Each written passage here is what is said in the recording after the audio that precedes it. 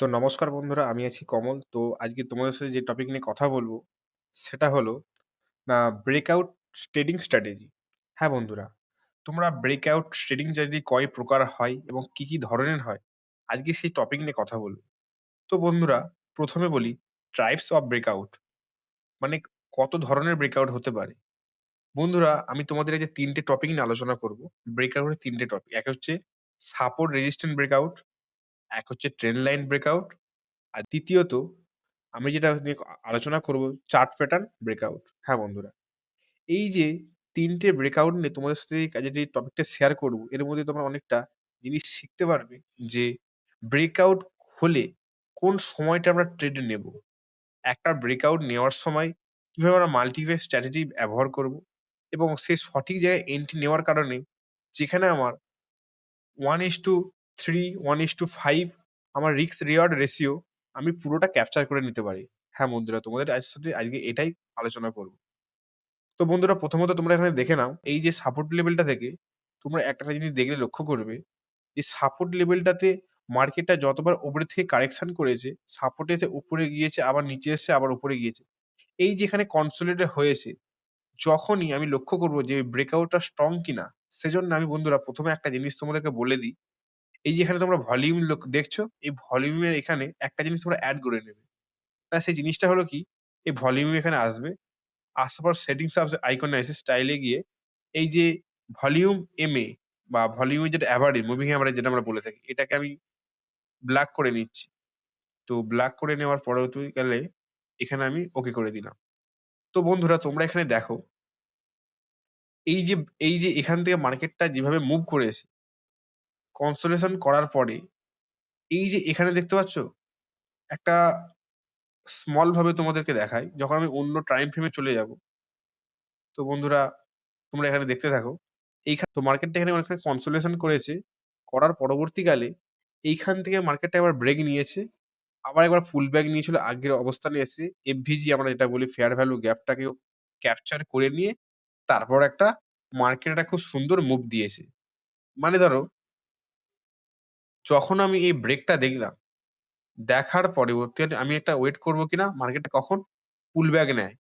তো এই পুল ব্যাক নেওয়ার ক্ষেত্রে আমি যে এখানে একটা স্মল একটা এফভিজি, এখান থেকে যদি আমি বাদ দিয়ে এর যে ক্যান্ডেলটা কমপ্লিট সম্পূর্ণ হয়েছে, এই ক্যান্ডেলটার পরের ক্যান্ডেল থেকে যদি আমি ট্রেড নিই বন্ধুরা, যদি ধরো আমি এখানে ট্রেড নিলাম, তো এই ক্যান্ডেল থেকে ট্রেড নিই, এইখানে যদি স্টপ লস রাখি, এই লেভেলে যদি স্টপ লসটা আমরা রাখি, মিনিমাম এখান থেকে খুব সুন্দরভাবে একটা প্রায় 1:3 মতো একটা মুভমেন্ট ক্যাপচার করা যায়।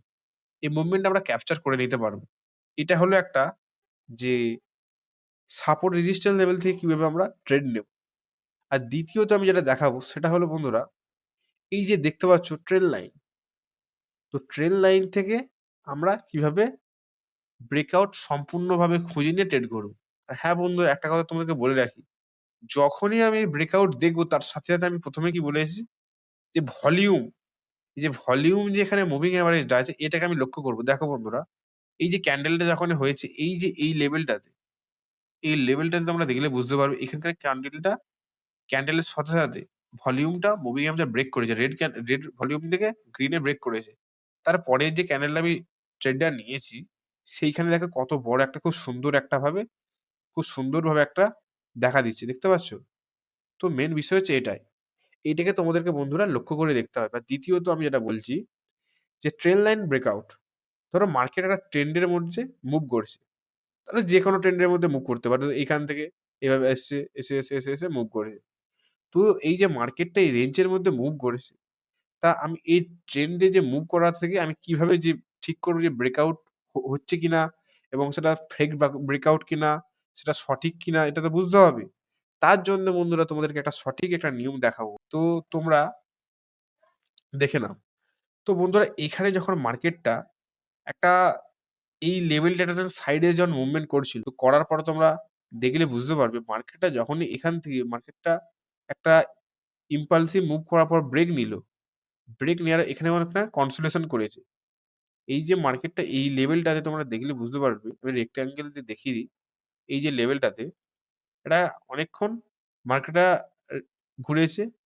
তারপরে যে মার্কেটটা গেছে বন্ধুরা, তারপরে একটা খুব সুন্দর একটা মুভ ক্যাপচার করা গিয়েছে। তো বন্ধুরা আমি যদি দেখি যে এই যে লেভেলটা যখন এসছে, যখন আমি লেভেলটা যখন মার্ক করে নিলাম। ধরো এই লেভেলটা যখন ব্রেক করলো, মানে মার্কেটটা আমি বলতে চাইছি যখন এই যে লেভেলটা যখনই ব্রেক করেছে, করার পরবর্তীকালে আমি এইখানে ট্রেড নেবো না এইখানে ট্রেড নেবো? প্রশ্ন সবার কাছে এটাই। যে একটা মানুষ যখন এই যে ব্রেকটা নিয়েছে, সে কোনখানটায় ট্রেড নেবে? প্রশ্ন হচ্ছে এটাই, সে কোনখানটায় ট্রেড নেবে? তাকে দেখতে হবে দূরে একটা কোনো রেজিস্ট্যান্স লেভেল আছে কিনা। মানে এই ধরো এই লেভেলটাকে আমি বলা যেতে পারে। আর তারপর কি হবে যে চেঞ্জ অফ ক্যারেক্টার করছে কিনা, ঠিক আছে? এইগুলোকে আগে তোমাকে লক্ষ্য রাখতে হবে। তো বন্ধুরা আমি যেখানে যেটা কথা বলব, যে মার্কেটে যখনই ব্রেকআউট করছে, তার সাথে, সাথে আমি ট্রেড নেব না। দেখব মার্কেটটা একটা কোনো একটা রেঞ্জে গিয়ে কনসোলিডেশন করে নাকি। যখনই মার্কেটটা এখানে অনেকখানি রেঞ্জ বাউন্ড করতে শুরু করবে, ধরো এখান থেকে ছোট ক্যান্ডেল তৈরি করছে। যখন এই ক্যান্ডেলটা তৈরি করার পরেতে আমি দেখব যে এখানে ক্যান্ডেলটা একটা কিভাবে মুভ করেছে। যদি একটা সুন্দর মুভ করে, তারপরে আমি এখানে একটা ট্রেড ধরো পাঞ্চ করলাম। ধরো এই লেভেলটার ট্রেড নিয়েছি। তার এগেইনস্ট এ আমি স্টপ লস কোথায় রাখবো?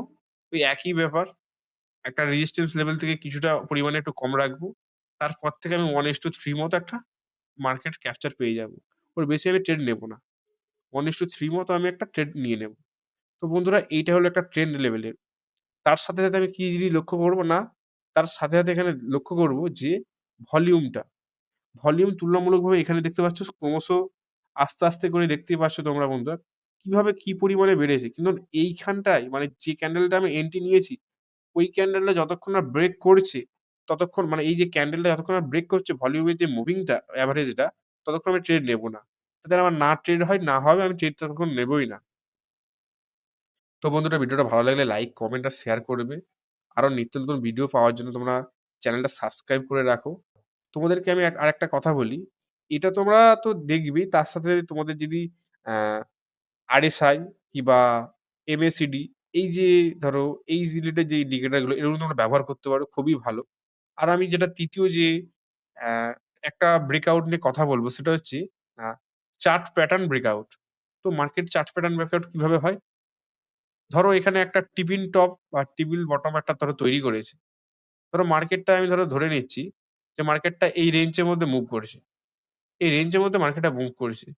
যখনই মার্কেটটা দেখবে এই লেভেল পর্যন্ত ব্রেক করে বেরিয়ে গেল। আর এই ব্রেক করার সাথে, সাথে একটা ফেক ব্রেকআউট দেবে। সেখানে তখন এন্ট্রিটা নেবে। নিয়ে একটুখানি ইম্পালসিভ মুভ করে লিকুইডিটি সুইপ করে বেরিয়ে যাবে, স্টপ লস হিট হয়ে গেল। এই যে ভুলটা তোমরা করো, এই ভুলটা না করার জন্য তোমাকে এই পলিসিটা আমি বলছি। যখনই মার্কেটটা একটা চার্ট প্যাটার্নটির মধ্যে রেঞ্জ বাউন্স করবে। ধরো বন্ধুরা তোমরা দেখলে বুঝতে পারবে যে মার্কেটটা একটা লেভেলের মধ্যে ঘুরছে। ধরো একটা চার্ট প্যাটার্ন ধরে তৈরি করলো। তো আমাকে ১ম এ একটা জিনিস লক্ষ্য করতে হবে কি, যে একটা মার্কেট যখন একটা লেভেল ব্রেক করছে, আমাকে ১ম এ দেখতে হবে পুল ব্যাক নিচ্ছে কিনা। ওইখানে লক্ষ্য করবো এফভিজি এবং সেখানে তার থেকেও আরেকটা জিনিস দেখবো ভলিউমটা কিভাবে আছে। যদি ধরে নিলাম আমি মার্কেটটা এখানে এসছে, একটু এখানে গিয়ে কনসোলিডেশন করলো। এই যে কনসোলিডেট করার পরেতে আমি ধরো এই একটা লেভেলে এই ধরো লেভেল থেকে এখানে আসলো মার্কেটটা। ধরে নিচ্ছি মার্কেটটা এইখান থেকে ধরো আমি ধরে নিচ্ছি মার্কেটটা এইখান থেকে এই লেভেল পর্যন্ত আসলো। আসার পরেতে যখনই এখানে একটু কনসোলিডেশন করবে, তারপরে মার্কেটটা এখানে আসার চিন্তাভাবনা করে। তো সেক্ষেত্রে আমি কি করব? এইখানে আমি অপেক্ষা করব। করার পরবর্তীকালে আমি ঠিক এইখানটায় এই লেভেলটা এন্ট্রি নেব। তার এগেইনস্ট এ আমি এই যে লেভেলটা তোমরা দেখতে পাচ্ছ এখানে হয়তো আমি স্টপ লস রাখবো। তো স্টপ লস রাখার পরবর্তীকালে আমি এখানে দেখলাম না 1:3 মতো একটা মুভ আমি ক্যাপচার করে নেব। তো বন্ধুরা আজকে যে ব্রেকআউট ট্রেডিং স্ট্র্যাটেজি ছিল, তো এইগুলোই ছিল। ১ ছিল সাপোর্ট রেজিস্ট্যান্স, ২ ছিল তোমার চার্ট প্যাটার্ন বা ২ ছিল তোমার ট্রেন্ড লাইন। একটা ট্রেন্ড লাইনের মাধ্যমে তোমরা কিভাবে নেবে। আর ৩য় ছিল কোনো একটা চার্ট প্যাটার্ন। তো বন্ধুরা ভিডিওটা ভালো লাগলে লাইক, কমেন্ট, শেয়ার করবে। আর তোমরা কি রিলেটেড ভিডিও পেতে চাও তা তোমরা কমেন্ট করে জানাও। আর আমি পরবর্তীতে নেক্সট একটা খুব সুন্দর টপিক নিয়ে আলোচনা করব। ততক্ষণ তোমরা চ্যানেলটা সাবস্ক্রাইব করে রাখো।